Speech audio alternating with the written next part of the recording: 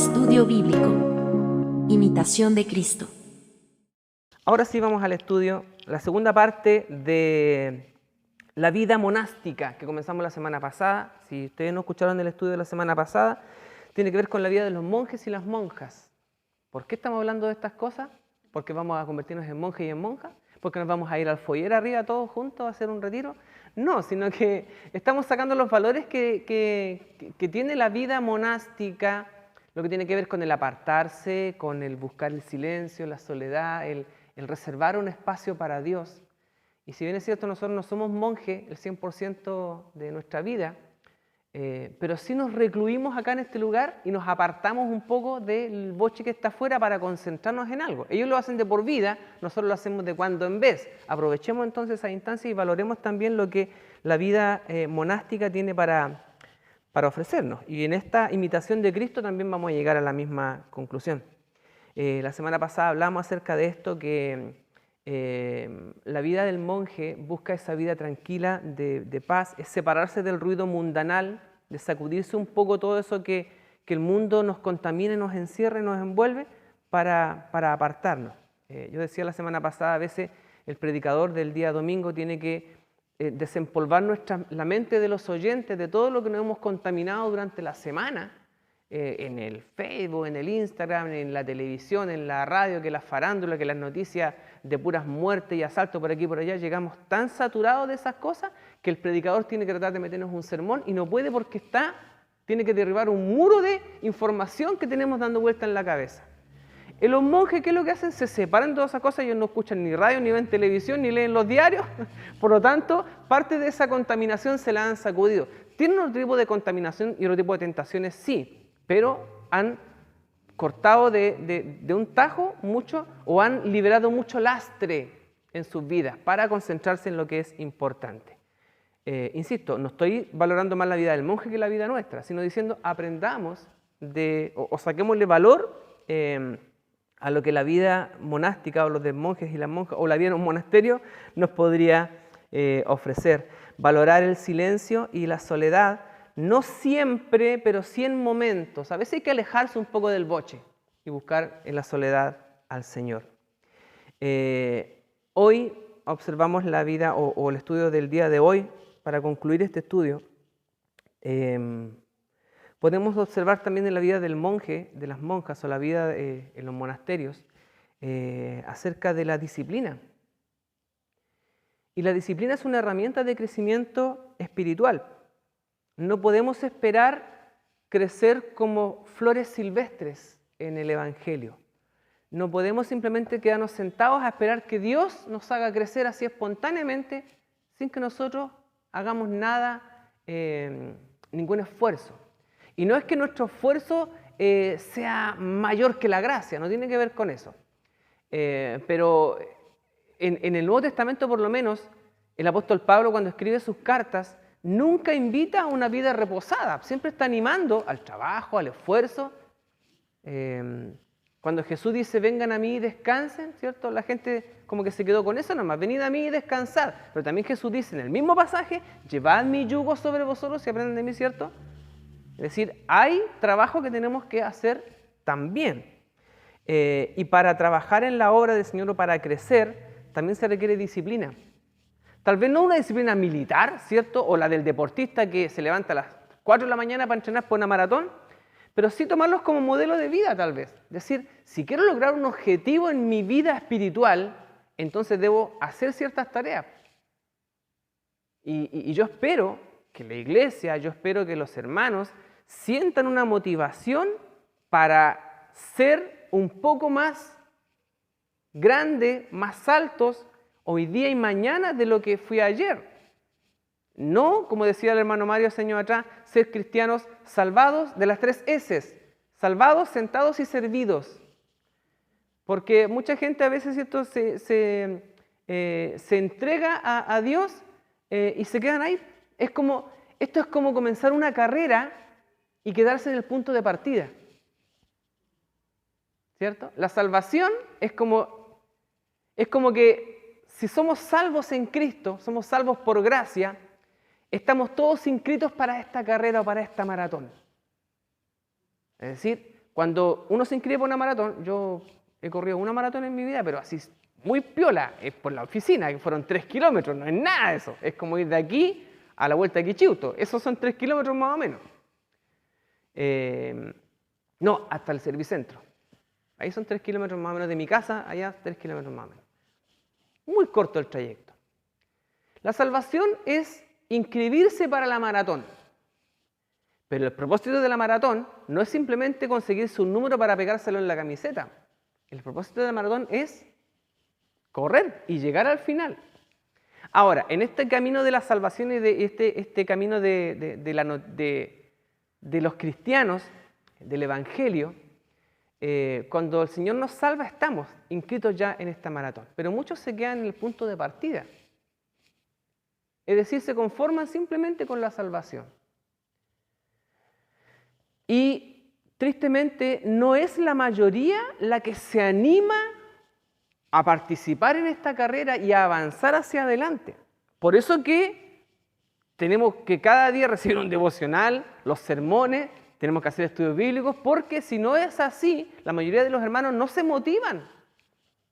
Porque si cada hermano fuera responsable de su vida espiritual, no tendríamos que estar predicando los días domingos, sino que vendríamos a puro cantar nomás acá. Pero necesitamos escuchar el sermón porque cuando el pastor predica o los hermanos predican desde allá, a veces nos dicen algunas cosas que nosotros hacemos o dejamos de hacer, ¿cierto? Y a veces tenemos que decir, sí, en realidad el pastor nos llamó la atención en muchos aspectos de nuestra vida que los tenemos ahí al debe, ¿cierto? No estamos, a veces nos tiran la oreja. Entonces, si cada hermano, cada creyente supiera lo que tiene que hacer, nos ahorraríamos los sermones o simplemente haríamos un sermón de 5 minutos y el resto oremos y cantemos. Pero como es necesario, porque la mayoría de nosotros no nos motivamos, es que el pastor a veces tiene que o llamarnos la atención o de alguna manera impulsarnos o empujarnos, ya sea retándonos o motivándonos. Gracias a Dios porque la mayoría de los sermones son más motivadores que criticadores, ¿cierto? Espero que así sea.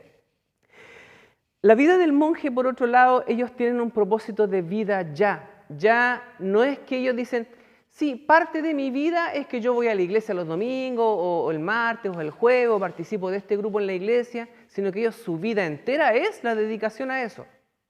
Pero nosotros no tenemos nuestros trabajos, tenemos nuestras labores, tenemos responsabilidades en el hogar y otros montones de responsabilidades más también. Es parte de nuestra vida el congregarnos y hacer algunas otras cosas, también algunas labores espirituales. Si bien es cierto, somos creyentes las 24 horas del día, somos creyentes las 24 horas del día, ¿cierto? Sí. Pero no dedicamos las 24 horas del día a labores que tengan que ver con la iglesia. Ahora, eso también es tema de otra conversación. ¿Cuáles son las labores de la iglesia? Porque tal vez usted en su casa ejerce labores de iglesia. En el trabajo, si usted es un trabajador responsable y usted es una persona que se preocupa de ser un promotor de paz, de buenas relaciones en el trabajo, entonces también está siendo un brazo extendido de la iglesia en ese lugar. Tal vez no anda con una camiseta de la Iglesia Bautista de Bellavista, pero es un representante y un embajador de Cristo en la tierra, en el trabajo, en el hogar, en el vecindario, donde sea que andemos. Pero muchos creyentes no toman esta responsabilidad y piensan que su responsabilidad es simplemente ir al culto los domingos, los martes y los jueves.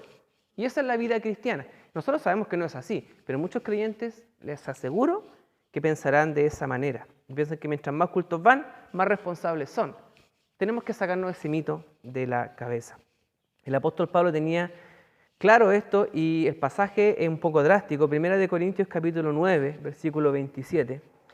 Es bien drástico el pasaje. Él dice, golpeo mi cuerpo y lo pongo en servidumbre. Golpeo mi cuerpo y lo pongo en servidumbre. ¿Cómo estamos? Llevad mi yugo sobre vosotros. ¡Wow!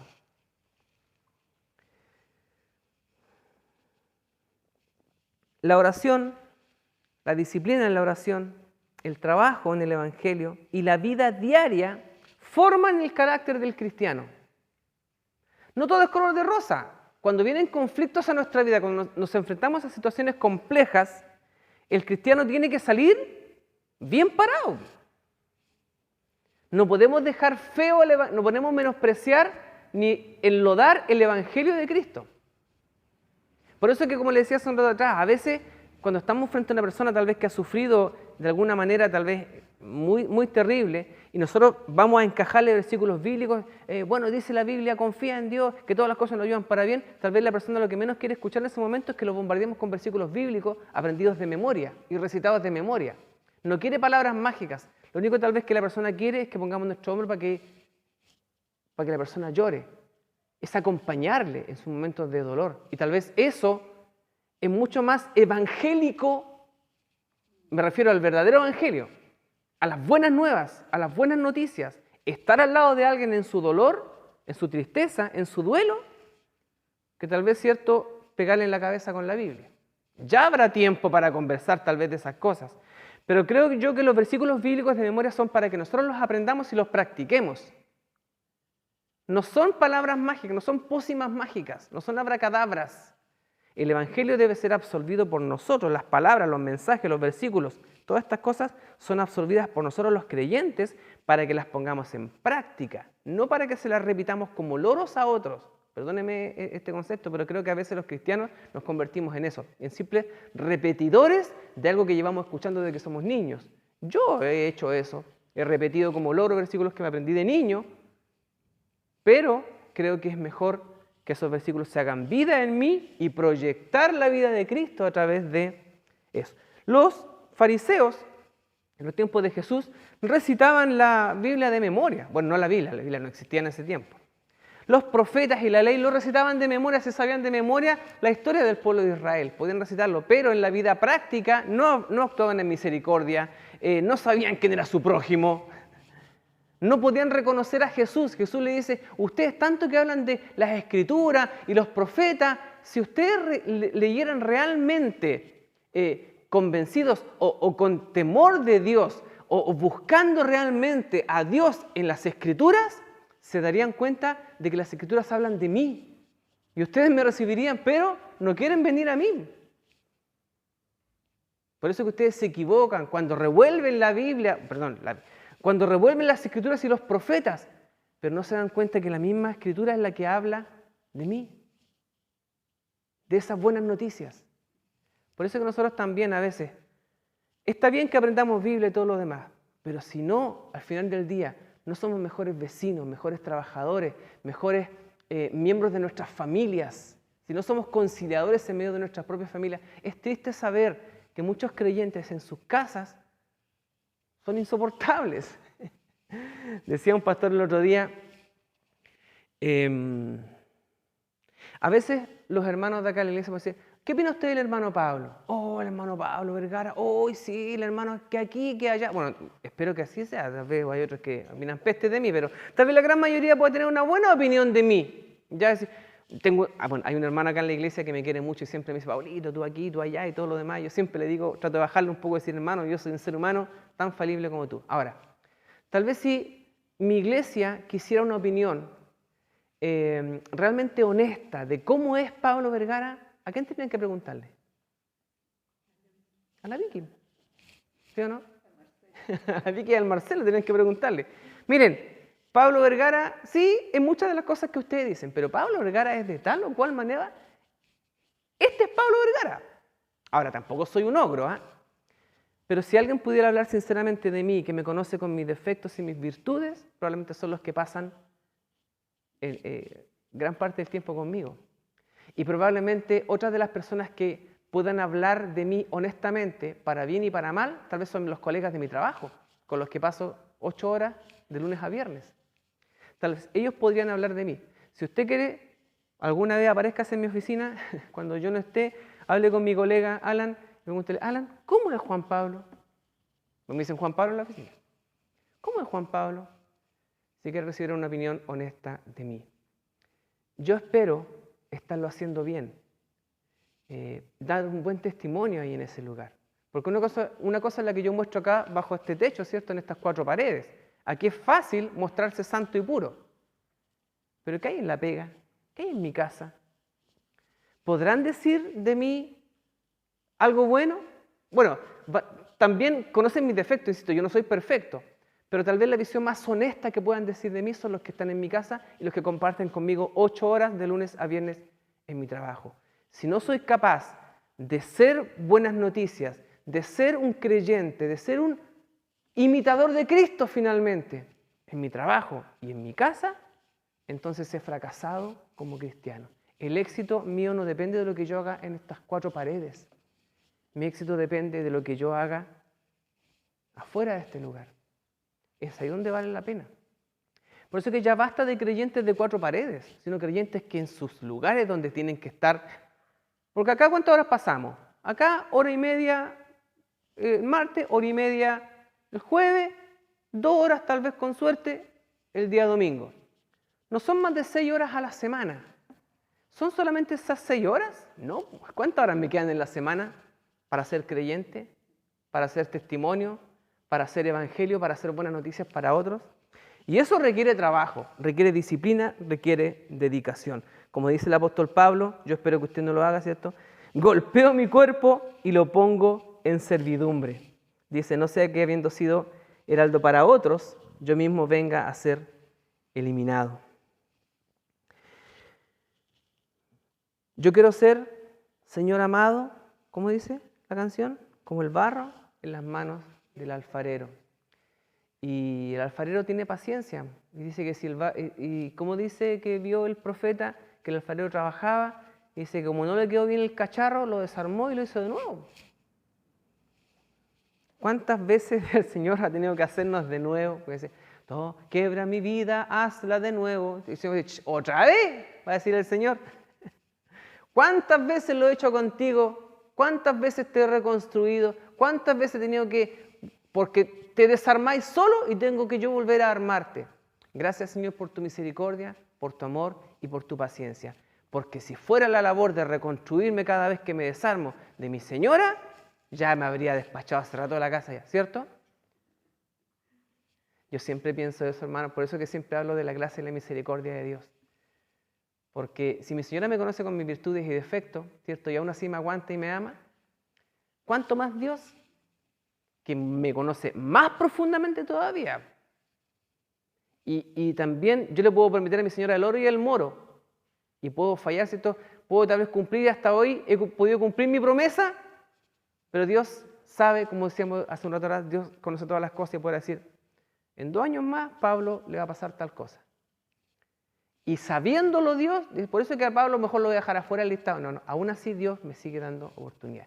Yo por eso creo y confío en la gracia y la misericordia de Dios, no me queda otra. Y por eso que el que hoy día anda descarriado, el que hoy día está lejos, el que hoy día está apartado tal vez por alguna razón, yo no pierdo la esperanza. Porque tal vez Dios tiene un plan que yo desconozco. Por eso tampoco puedo dar fe ni jactarme de lo que yo soy hoy día, porque desconozco lo que pase mañana. ¿Qué es lo único que va a permanecer en pie? La roca. ¿Qué es lo único que va a permanecer en pie? La gracia y la misericordia de Dios. Por eso que eso es toda mi garantía. No digo, Señor, aquí estoy yo y permanezco fiel a ti, Señor. Gloria a mí. No puedo decir eso. Simplemente si hoy día estoy en pie, es por Cristo. Y si mañana me caigo y me demoro un par de años en levantarme y en el camino quedo todo rasmiñado, rajuñado y me rompo un brazo y una pierna y me hago un tajo en la cabeza, de ahí me va a recoger el Señor y me va a volver a levantar, porque soy suyo. En eso estoy confiado y tranquilo. Así que en eso descanso, no en nada más. Pero hoy día estoy en otra. Hoy día estoy en otra parada. Estoy en una parada, como le decía, de disciplina. Como el monje, como la monja, con esta vida monástica que estamos tratando de sacar sus valores, de rescatar los valores de la vida monástica, de su disciplina, como herramienta para el crecimiento espiritual. Los monjes practican mucho actividades rutinarias y repetitivas, ¿cierto? Todos los días hacen tienen una vida que se levantan a tal hora en la mañana, todos comen juntos y toman desayuno, ¿cierto? No, ¿va a tomar desayuno? Sí, pero como a las 10:30. No, todos se levantan una hora, todos tienen su hora para la oración. Yo he leído algunos libros medievales y también donde se habla de los monasterios. Entonces también he leído un poco acerca de esta vida monástica y sé que ellos se levantan una hora, toman desayuno una hora, hacen sus lecturas a una hora, tienen su misa a tal hora hacen tal cosa. Todo una disciplina, ¿cierto? Un orden, una rutina que les ayuda a ordenarse. Yo la semana pasada les compartía que muchas veces nosotros también como cristianos hemos asistido a retiros espirituales bueno, a veces algunos un sábado en la tarde, pero no, me refiero a esos retiros espirituales donde uno se va por 3, 4 días. ¿Han estado ustedes en eso, no? 3, 4 días por ahí en un campamento, me acuerdo que nos íbamos a Batuquito con los jóvenes, otra vez estuvimos allí en la fábrica de lienza, bueno, ya no era, pero en esos galpones de ahí me acuerdo que una vez tuvimos un retiro espiritual de jóvenes acá en Tomé, pero más que nada en Batuquito, cuando nos íbamos por 3 días o 4 días, a veces nos íbamos para allá, y ahí teníamos disciplina de monjes, disciplina monástica. Un día ayunábamos, ¿ya? Nos cobraban los 4 días de pensión, pero un día ayunado, no sé qué pasaba con esas lucas ahí que cerraban en el día de ayuno. Pero ahí había una hora para levantarse. Si se levantaba temprano uno, alcanzaba poco y nada del agua tibia que quedaba en los estanques, y el resto se tenía que duchar con agua helada. ¿Por qué? Porque a las 8:30 o a las 8 era el desayuno. Y había que llegar al desayuno. Si no llegaba al desayuno, perdiste nomás, porque a las 9 empezaban los devocionales. Y si no te levantaste temprano y no alcanzaste a tomar desayuno, tienes que estar en el devocional. Y nos faltaba, ¿cierto?, un joven que andaba con un tarro por todas las puertas porque nos faltaba el que se quedaba acostado porque había que estar a las 9 en el devocional. Entonces los que pretendíamos sacar provecho de ese retiro, nos levantábamos a la hora, tomábamos desayuno y estábamos en todas las actividades a la hora, porque había que aprovechar ese tiempo de crecimiento espiritual, de encontrarnos con Dios, de buscar la voluntad de Dios, por 3, 4 días. Llegábamos súper prendidos acá, queríamos cambiar el mundo, queríamos cambiar a la iglesia, queríamos tomar el control de todo. Gracias a Dios porque en nuestra iglesia nos dejaban hacer todas las locuras que se nos ocurrían. Llegábamos prendidos de Batuquito y muchos jóvenes llegaban a sus iglesias, y en sus iglesias los líderes a veces los apagaban al tiro, así como uno llegaba así con el fuego en la cabeza como un fósforo, y llegaba a la iglesia y los líderes le apagaban al tiro la llama. Gracias a Dios nosotros nos aguantaban harto acá y llegábamos prendidos con los estudios bíblicos y hacíamos los estudios nosotros y traíamos canciones nuevas y llegábamos súper prendidos y nos daban el espacio también para hacerlo. A veces nos duraba un par de semanas, un par de meses y de repente nos íbamos apagando hasta el siguiente retiro el próximo año. Pero ¿se imagina que hubiéramos vivido en un retiro permanente? Bueno, habían 2 opciones, o nos aburríamos o nos metíamos al ruedo como los monjes y las monjas que se acostumbran a esa rutina, ¿cierto? Y alguien puede decir, es que es tan rutinario, repetitivo, al final se le pierde el sentido. No lo sé, nunca he sido monje, nunca he sido monja, así que no sé qué tan repetitivo y monótono se vuelve eso. Lo que sí uno puede ver tal vez la disciplina que tienen ellos. Y a veces nosotros quisiéramos esa disciplina, esa constancia. Menospreciamos la rutina, pero tal vez a veces a nosotros nos hace falta una rutina espiritual. Porque de otra manera no seríamos ordenados, porque de otra manera no nos ordenamos. Somos constantes, pasamos una semana en que todos los días a las 8 de la mañana el devocional ahí, y ahí estamos, hermano, estoy súper ordenado, estoy embalado, porque todas las mañanas a las 8 de la mañana hago mi devocional, me preparo un café y leo la Biblia y tomo apuntes ahí y me dan las 10 de la mañana y aprovecho y después sigo haciendo mis cosas. Llevo un mes así, al mes y medio, no, he hablado 3 o 4 veces a la semana. ¿Alguien ha pasado por eso? O usted es disciplinado así, pero yo he pasado por periodos en que he sido muy disciplinado en mis devocionales diarios, en mi estudio, en mi escrito, todo lo demás. Y otras veces en los que me he cansado de la rutina y a veces caigo en la rueda de dejar de hacer las cosas. Y después de un tiempo reflexiono y retomo esas rutinas porque sé que me han hecho bien. Entonces, algunos menospreciarán la rutina, pero a veces nos hace falta para ordenarnos un poco, porque de otra manera vivimos al tuntún nuestra vida espiritual y no logramos ser disciplinados. Por eso es que el ejemplo de la vida monástica tiene que ver con esto. A veces, insisto, miramos con desprecio a los monjes, a las monjas, no con desprecio en el mal sentido. Decimos, no, pero ¿cómo? Todos los días la misma cosa. A veces hace falta un poco de disciplina para poder ordenar nuestras vidas espirituales. No menospreciemos ni miremos esto tan en menos a esas rutinas porque son necesarias muchas veces. Por otro lado, uno cuando observa la vida monástica, la vida de los monasterios, de los monjes, de las monjas también, aprende el desprendimiento que ellos tienen. Bueno, antiguamente muchos curas, la Iglesia Católica, y esto no es un pelambre, es parte de la historia, lamentable, que se iban detrás de todas las familias ricas. ¿Para qué? Para que cuando quedaban o viudas o las familias eran poderosas, convencían para que se hicieran monjas, porque después se quedaban con todas las riquezas, porque eran parte de las herencias. Y así la Iglesia Católica se hizo rica a través de muchas personas que se volvieron monjes y monjas y la Iglesia heredó toda esa riqueza.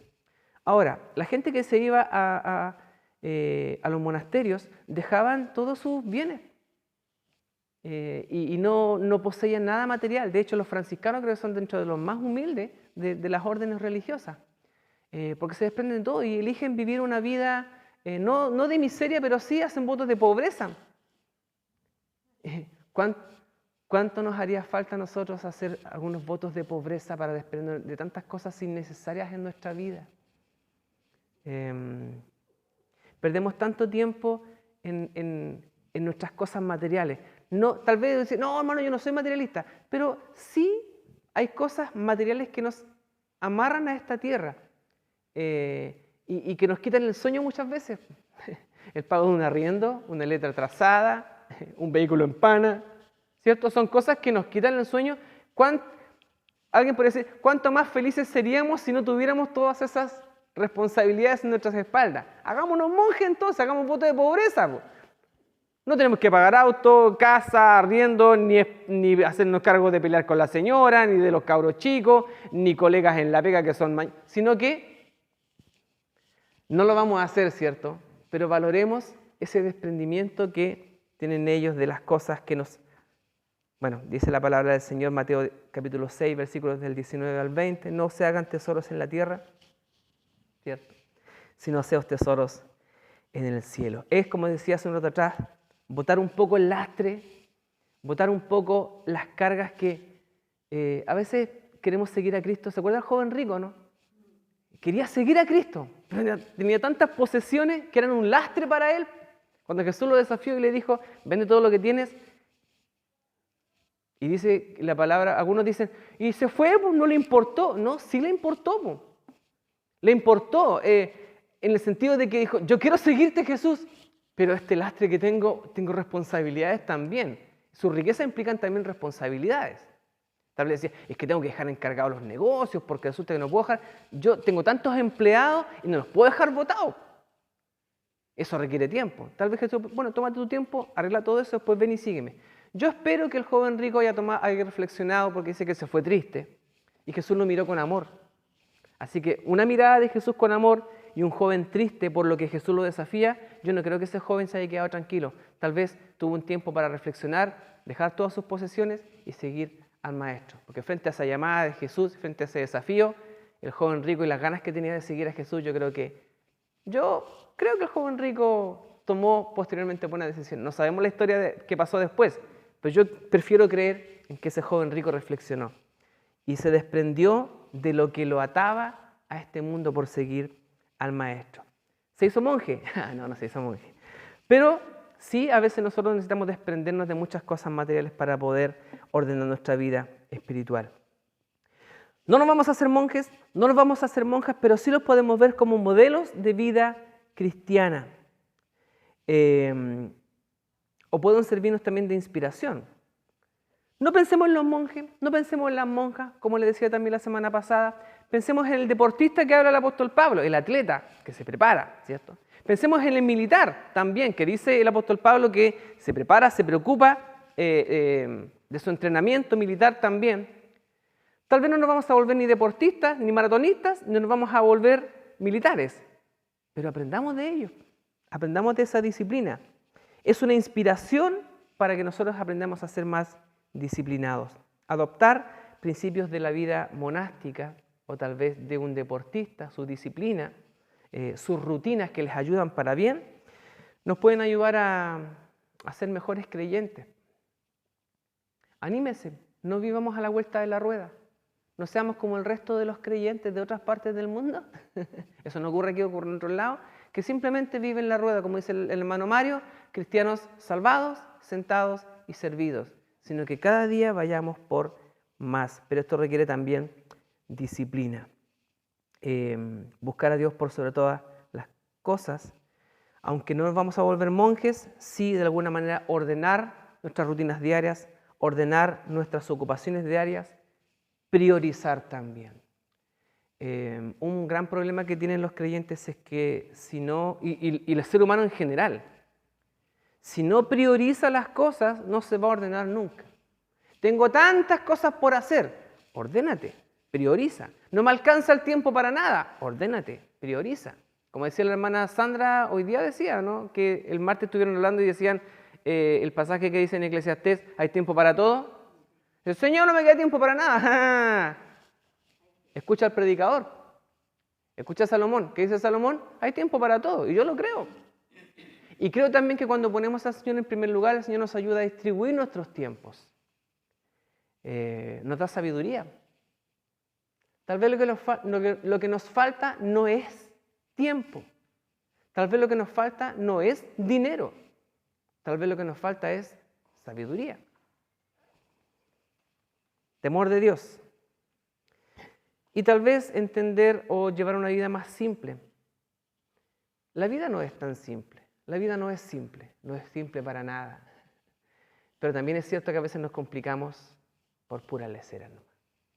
Démosle importancia a lo que realmente es importante. Dejemos ir aquellas cosas que no podemos gobernar. Ayer hablaba con una colega que andaba un poco estresada porque estamos en escuela de verano en la facultad y tengo una colega que es secretaria que está con muchas cosas encima en esta fecha y estaba estresada y dice que estaba a punto de entrar en una crisis de pánico porque tengo ganas de llorar, me decía. Uy, ¿estás a punto de tener una crisis de pánico? Le dije, mira, te voy a decir algo que es fácil decirlo, es fácil para mí decirlo, pero te hablo desde la experiencia. Le dije, yo también tengo problemas de ansiedad, también he tenido de repente a punto de entrar en crisis de pánico. Y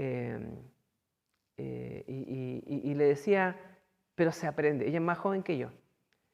Ten tranquilidad hoy día porque se aprende. Es decir, yo dije, ¿sabes qué? Se puede. No es fácil, no hay una fórmula mágica, pero se puede. Así que aguanta estos días, pero ten paciencia porque si eres capaz de manejar estas cosas, lo más probable es que aprendas a manejarlo más adelante. Así que no te desesperes por lo que no puedes controlar. Trataba de decirle, y siempre le repetía, le decía, es fácil decirlo, pero te lo digo para que lo vayas asumiendo en tu vida. Es fácil decirlo, pero yo sé que cuesta, pero te hablo desde la experiencia personal. Es posible hacerlo. Simplificar tal vez nuestras vidas y concentrarnos más en Dios. Adoptar una mayor disciplina espiritual. ¿Dedicamos nosotros un día a la semana para ocuparnos en las cosas espirituales? Alguien puede decir, sí, los domingos. ¿Los domingos enteros? Porque el domingo es el día del Señor, ¿cierto? Decimos los cristianos. Yo tal vez diría, el domingo de 10 a 12 es el día del Señor. El resto, tal vez no. Nos cuesta, ¿cierto? Bueno, algunos dirán, hermano, más que cantidad, calidad. Pero a veces ni para eso alcanzamos. Así que tal vez, hermano, no vamos a pasar 24/7 encerrados aquí en la iglesia, hoy no a un monasterio, pero el tiempo que tengamos con el Señor e invirtamos en el Señor sea tiempo de calidad, de crecimiento, de madurez, de provecho. Es simplemente tal vez eso. La imitación de Cristo tiene que ver también con aprender de estas cosas. Jesús, cuando estaba muy ocupado, él se iba a un lugar apartado a orar, ¿cierto? Decía, hoy no tengo tiempo para orar.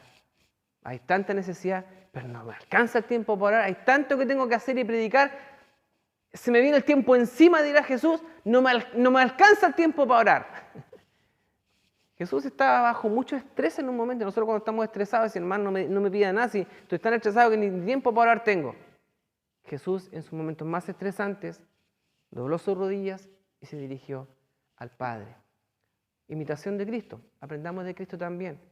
Nunca digamos, no tengo tiempo. Dame, Señor, sabiduría para administrar mi tiempo, porque tal vez es mejor pasar un tiempo de rodillas rogando al Señor que demasiado ocupado tratando de resolver nosotros los problemas. Amén.